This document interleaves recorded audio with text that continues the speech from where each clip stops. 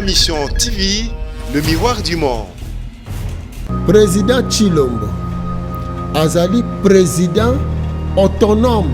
donc elingi oloba azali président indépendant po batikeli ye kiti oyo eza libre, vide te mais libre. Mundele azokonza kiti wana te. Tosali passation de pouvoir na lolenge ya biso. Tosali l'élection bango ba financer ata infrastructure. L'élection ezalaki prévu ezala le 23. Alors le 23 wana mindele na mayele na bango mabe babongisaki ke désordre ezala po élection ezala te. Mais le 20 décembre oyo biso tozalaki na ambassade ya Belgique pour na attaquer ba Belge. Le 20 décembre wana président ya CENI avant de saki ba politicien nyonso nesika moko pour na kosenga report ete l'élection elongwa le 23 et pour ça na pona une semaine et salema le 30. Donc la réconciliation on a que salema ki ndepesi seko possibilité petina ya l'élection. Toyebisaki bino boye. Président Kabila akota na mandat na binote akobima pe na mandat na binote. Na bandi pa bimi na mandat na bango te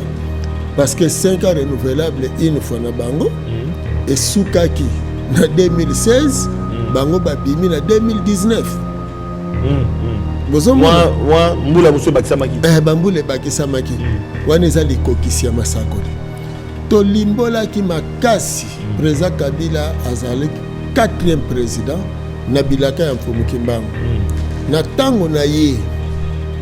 akozwa misolo ya ebele pona kotonga na yango mboka. Na tango na ye banso bakozala na bonsomi bowumbo kozala lisusu te moto nyonso akoyeba ba origine na ye. Wana masakoli ezoloba bongo 4e président etokoliki atozala kobeta 7 makasi tango nyonso ete na kati ya likokisi ya masakoli wana bakongolais balongwa na badésordre nyonso bazotiela bango parce que misolo oyo balobeli ekowuta na kati ya contentieux oyo toza na yango na Europe elingo bake baniongo Europe aza nango vis-à-vis ya Afrique. Tosala makasi po toza baniongo wana. Ma Mission TV, le miroir du monde. Mbote na bino bandeko bozwami na Lodja, bozwami na Kimpese, bozwami na Walungu, bozwami na Mboka Bapaya, bandeko na biso bazwami na Japon, bandeko na biso bazwami na Californie, bandeko na biso pe bazwami na Tanzanie, pona na Rwanda te, na Congo central, na Angola. Voilà bandeko boko na émission en direct. Bisika bozwami en direct na ba bien en direct parce que boyebi te tokendaka partout bozalaka. Po ete lelo ezali pifo ya télévision o boko na biso. Bandeko balandi na zane sengo parce que tokobeta masolo na o etali vision ya Mfumu Mbangu. Congo lelo Congo ya mwana mboka Félix Tshisekedi Tshilombo. Mfumu Mbangu abosani yango. Prophétie ya Mfumu Mbangu tozali na kati to tozali libanda. Bandeko nanga wana Kimpese ba sepeli ndeko Flavia kobeta masolo. Na kobeta masolo parce que vous allez belé vous avez rendez-vous na bino. Voilà bandeko balandi boko na biso partout to kobeta masolo parce que zali ngonga o isengeli to solola. Mikole belé bolandaka Mfumu Kusute. Mikole belé papa Kusu boko mona ete. Akima etandoike tope eloko ne koleka. Mikole belé mona musala population de Flavia ayambi papa Kusute. Qu'est-ce qui se passe? Aboyanga to likambonini ye moka koloba. Parce que l'autre a dit honorer la présence ya Mfumu Kusu oyo akambaka lingomba ya Vuvamu oyo azali pe mokonza bangunza mbote tata Kusu mbote mingi ndeko Rusaki elongo na bandeko balandi baso na bisika biye bazwami tata Kusu zali sengo mingi parce que mikoleleki ebele tokuta na yote oboya ndeko Rusaki tope likamboni ni po ete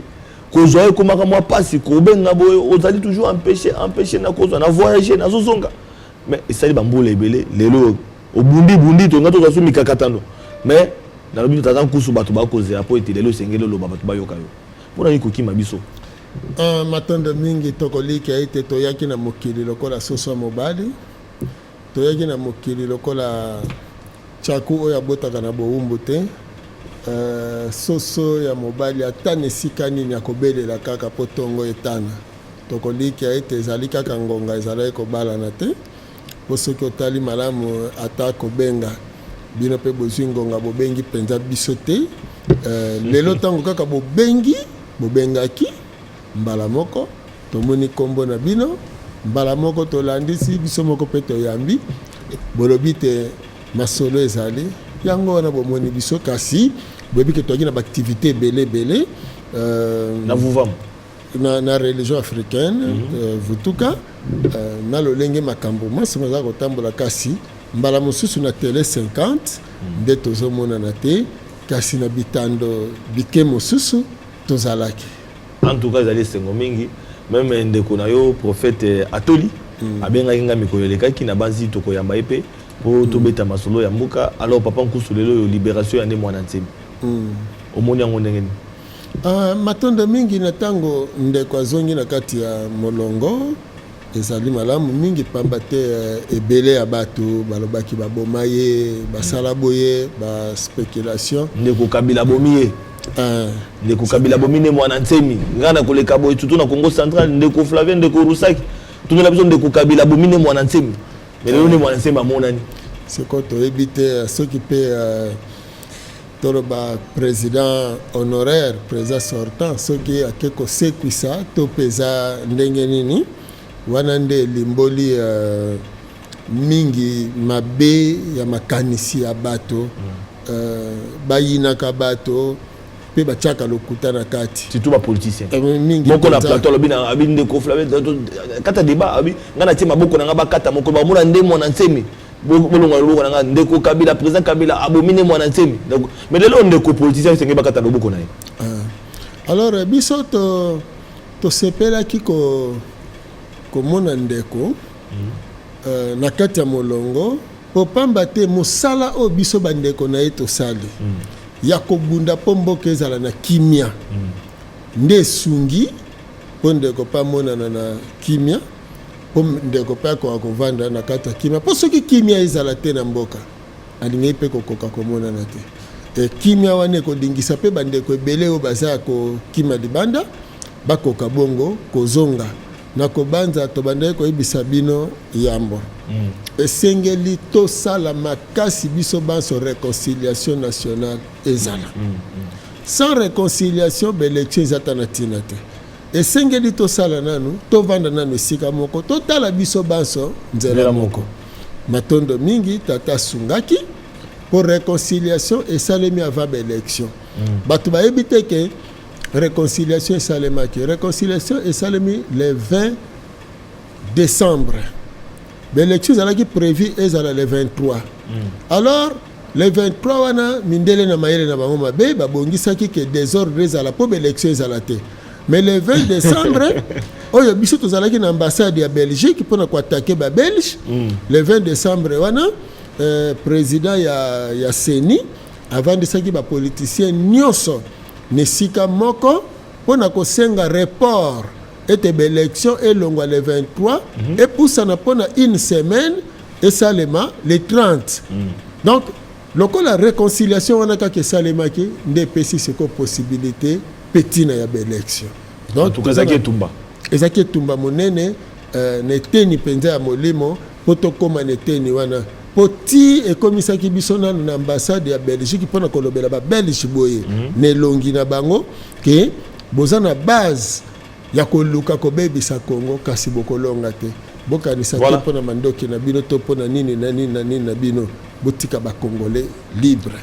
tata nkusu lelo oyo prophétie ndeko Joseph Kabila azali elaka ya Vulusi Kimbangu Vulusi Kimbangu alobaki 4e président koumela to yoki bandeko ya PPRD 3e mandat to mona maître moko alekaka wa Mirindi ate ya biso 3e mandat to mona ba makolo kotambola to mona ba papi tamba bato ebele bakoleka ba Yves Kisombe pona kolobaki ete ndeko Kabila akosala 3e mandat ezali constitutionnel ekosila te lelo tolulukaka ba makolo kotambola to komona makolo kotambola te bandeko bolukilanga makolo kotambola so bomoni bobisa ngai toluka papi tamba to komona papi tamba te ata na ba réseaux sociaux ba spécialiste ba Facebook soki ya ba WhatsApp ba komona na te bandeko basunga biso ezali histoire ezali histoire population oza mission ba chaya mission ba bola mission ba to ba zanga sika koloba ba vanda kaka na rendez-vous na bango na itando ya beaucoup la biso pour ba réponse à ma préoccupation na bango tata coup super ba ki était Ndeko Kabila troisième mandat yende président o sengidaki asala musana mais tata coup to komi wapi lelo matonde mingi sika to komi kaka to na kati ya likokisi ya masakoli ya mfumu Kimbangu oh tokolikia ndeko toyebisaki bino boye président Kabila akota na mandat na bino te akobima pe na mandat na bino te na bandi pa bimi na mandat na bango te parce que 5 ans renouvelable une fois na bango et soukaki na 2016 bango ba bimi na 2019 moi mbula muso bakisamaki bambule bakisamaki wana eza likokisi ya masakoli to limbola ki makasi président Kabila azali 4e président na bilaka ya mfumu Kimbangu na tango na ye akozwa misolo ya ebele pona kotonga na yango mboka na tango na ye banso bakozala na bonsomi bowumbo kozala lisusu te moto nyonso akoyeba ba origine na ye wana masakoli ezoloba bongo 4e président etokolikia tozalaki kobeta sete makasi tango nyonso ete na kati ya likokisi ya masakoli wana bakongolais balongwa na badésordre nyonso bazotiela bango parce que misolo oyo balobeli ekowuta na kati ya contentieux oyo toza na yango na Europe elingo bake baniongo Europe aza nango vis-à-vis Afrique tosala makasi mpo tozwa baniongo wana bazali koyoka kaka biso te kasi biso toza kokomelaka na yebiki bokomelaka pe pape bokanda moko vuva bokomaka mpona korapele bango baniongo na biso na badirigeant africain même baza na makomi wana nyonso histoire ezali tokolika ete Ndeko Rusaki président Kabila akumbi biso tina bonsomi tango abimi na bokonzi atiki congolais na maboko ya bapaya te eza likokisi ya prophétie président Chilombo azali président autonome donc elingi koloba azali président indépendant mpo batikeli ye kiti oyo eza libre vide te mais libre mondele azokonza kiti wana te tosali passation de pouvoir na lolenge ya biso tosali baélection bango bafinanse ata infracomprendre natia mwa mai na kati ya 20 soki na comprendre ndenge olobaki ete esengelaki kosunga Ndeko Kabila président Kabila po ete banguna ye atelemeli bango baimpérialiste ye atelemeli bango alingi bomoko ya Congo akogere na Congo akobundisa mindele balingi ete soki tosungi te bakoboma ye esengeli tobatela ye meme na likambo te bacontrat minier kote ma mindele babiloko wana nyonso esengeli tobatela ye yango abateli Congo ti Ndeko Félix Tshisekedi akuti libre ok parce que tosali baélection na mbongo na biso tant tosali na mbongo na biso elingi ba na volonté na biso to élire président oyo biso tolingaki nde aleki na bokonzi président Kabila akamati ngbende apesi président solo otomona passation de pouvoir wana izaka solo mais ça solo parce que sikona babi ya gérard na kinga kati na lobi boye ata na avion to pe na masuwa moto asimbi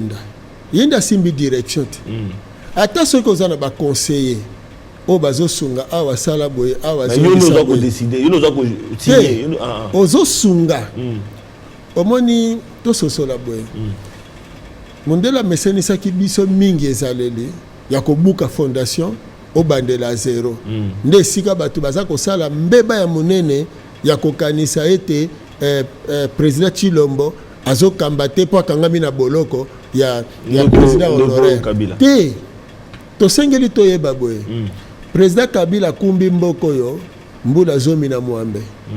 esika azotika mpo akotisa ndeko akota ete siko ekomi yo kamata ngbende okumba mboka olingi koloba nani aza na expérience eza oyo awuti kosilisa ye nde aza na expérience ayebi makambo ebele ye nde ayebi esika fante ezalaki esika mikakatano ezalaki ndeko ntango azwi abandeli nanu na programme ndenga kuteli mboka nde sika ye akamati siko ndenge nini bolingi atuna te likanisi eloko ti ekoma ne sikoyo bosalaka ndenge nini po biso tozwa tokomisa yango ne sika oyo ezosengama donc bokutana bango ezali mabete eza malamu makasi koleka parceke nakolikia soki boza na mémoire ya kose rappeler ntango Moïse Kabila akomi na bokonzi eleko moko alobaki on avait besoin de Mobutu tozalaki na posa na ye parce que ya umeli 32 ans na bokonzi nini na nini asalaki nini na nini ezalaki po lelo biso pe toyeba nini tokosala lelo président Tshilombo akoti ayebi te mikakatano nini eza na kati ya mboka esika ye akomi esengeli ndeko oyo auti kotika esika ayebisa ye ete tala eloko tongai tosala boye kasi tokutanaki na mikakatano boye siko tosala nini ne sikoyo lokola biso toyebi te mikakatano ezalaki boye bino bobakisa mayele biso tolingaki tosala oyo topesa ndakisa président Tshilombo ntango akoti alobi bon nalingi nasalisa swati bilanga nasalisa banzela tobongisa social ya peuple sikoyo président sortant yakutanaki na mikakatano nini soki asali nzela opposition etelemi est-ce que bato bakolia nzela est-ce que bakosala boye omoni peuple lokola aza na boyebi te mbala moko abi tokolia nzela te tokolia nzela te atiki akena oyo akena donc bakristian aussi sikoyo une expérience wana président Kabila koloba en tant que président sortant pe une expérience wana alobi sikoyo ndeko tosala nini esengeli ne siko ozali ou affaiblir opposition pour na opposition eyebake toza na responsabilité na bango na biso ya kokumba mboka ekende liboso soki ngai nazalaki mabe nalobaki loboko na ngai eza tandi boya po tosala mosala soki nazalaki mabe yo mpe meka nano oyebisa bango ke baya tosala mosala tomona bonne foi ya bato banso mabe eza wana bandeko baza na baboloko babima baya po tosala mosala na kombo ya réconciliation nationale wana nyonso ezali na kati ya manaka ya mfumuki mbango voilà olobela ngo mpe mingi likamba réconciliation voilà toza koinsiste lelo soki tokosenga nyongo kaka ntango toza koyokana boyebi lelo eloko moko ezali koleka ndeko na ngai ntango babimisi sénateur Bemba na CPI tosalaki na bino émission tolobi boye ndeko Bemba lokola ye asala te makambo ya alingi asala kasi ayokana kaka na ntango wana président Kabila aza na bokonzi ayokana na gouvernement en place parce que CPI auti kosala mbeba munene nesika alibere ye bango baakite ye nzoka ntango baakite ye arrestation na détention na ye na CPI ekomi arbitraire parce que pour na raison d'enquête akoki kosala jamais 10 ans alors soki aye lelo gouvernement congolais ekoatake CPI ndenge nini yozwa sénateur na biso ovandisa ye 10 ans ozangisi biso ye parce que soki ezalaki ke bolibere soki olibere ye wana ok mais lokolo oakite ye c'est que bosali détention arbitraire na ntango wana biso tozosenga dédommagement il faut CPI et dédommager sénateur Bemba lokolo eza zabulo tata nkusu mutayaki koloba ngo na télévision baboyi koyoka omoni mais lelo toke kosuka ne sika nini toke kosuka kaka ne sika ngo ya kososola ete esengeli lelo basenga dédommagement nzoka na position o bazosengela dédommagement ekozala pasi parce que bake kovandela lisusu wapi na opposition nzoka gouvernement congolais ndeko appuyer ndeko Bemba po ete ndeko Bemba tango aza kosenga dédommagement na gouvernement congolais ezosenga dédommagement wana parce que boprivé biso voilà boprivé biso moto na biso donc eza na tina te bandeko Fayulu bandeko Kantumbi bavanda lisusu na opposition bazonga na kati ya mboka parce que peuple congolais Kantumbi azozonga Bemba azozonga matondo na kati ya bomoko nde tokoyeba touti wapi tokomi wapi toza kokende wapi nzoka po toyeba ngo il faut toza kaka na kati ya baprophétie wana mfumu kimbangu. Alors na kati ya prophétie parce que babila mto na 3 minutes na kati ya prophétie ya mfumu kimbangu toko retenir que ndeko Félix Tshisekedi aza na kati ya prophétie esengelaki batikala ebonga. Alors akomi 5e président to pendenge ni matondo mingi tolobaki prophétie esuki na 4e président. Est-ce que bon moya ba congolais suki na 4e président? OK. Bon moya ba congolais ko continuer. Prophétie que na 4e. Prophétie na 4e. Mais 4e président akokisi prophétie. Oyo atiki Congo libre na unité atiki yango na libre na bomoko na kimia masasi ebeti te matango makila apesi alobi na prophétie kimia kozala e kimia kozala na tango na ye bomoko ekozala na tango na ye bonsomi ekozala ndeza likambo siko ya peuple congolais na mokonzi mboka uti kokota na suite ezo bayeba bango nyonso que siko tozali état libre pe indépendant toko décider na liberté parce que to wuti ko décider na liberté on a c'est donc ngolo bakeno tango bandeko ya base babikeno bandeko ya lamuka baza ko travailler na mindele ba impérialiste Félix Kamere baboyi ba impérialiste ba ko rejoindre ndeko Kabila na combat ya unité ya mboka donc ndenge baza wana ba ko kamba na liberté est-ce que bakiko baluka te lobby baboya ki impérialiste wana lobby lelo pe ndeko Félix Tshisekedi na ndeko Vital Kamere batanga pe maboko na impérialiste wana kosona bango basondoli ndenge bandeko baza ko loba ngate bango ba ki baza ki impérialiste babongo ni mitema yango bazongi na mboka po base lobby osiko lobby bakozonga ba impérialiste wana te na professeur Kimbangu matondo to sunga na kabwe na 2 minutes na 2 minutes likambote ata bango bakisa ta 1 minute to sunga na bwe kosolola na impérialiste za mabete kosolola mais impérialiste ba ko imposer biso lisusu volonté na bango te nde sika mokonzi oyo bakoti lelo bayeba ete bakuti mboka oyo président Kabila tango azobima atiki mboka na maboko ya peuple nde apesi sikoyo président Tshisekedi alobi tosali ba élection makanisi ya peuple nde sali tozwi bonsomi siko ekomi tokokoba tozwa peuple to associé ye na kati ya bonsomi wana ndenge biso le 20 wana tokende koyebisa ba belge boyebaka malamu ete Congo ezali pays indépendant état indépendant le 30 juin 1960 bosignaki ba accord wana il faut bo respecter ba accord wana boya na coopération to solola na bino mais boya na imposition te alors na lolenge wana na bambule belé to vandi na mindele eloko moko malonga to monite lelo soki balingi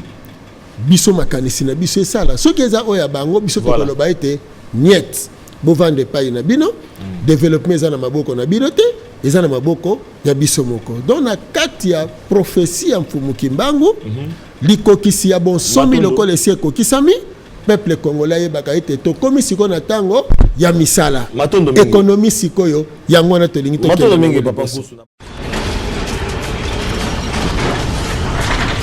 Ma Mission TV, le miroir du monde.